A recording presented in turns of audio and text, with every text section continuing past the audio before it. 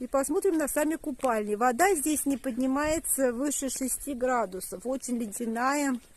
Кто готов и привык к моржеванию, может смело купаться, особенно в жару. Сейчас летом наступает жара.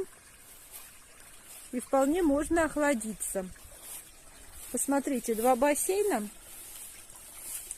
И кипячий ключ туда активно льет, заполняет их.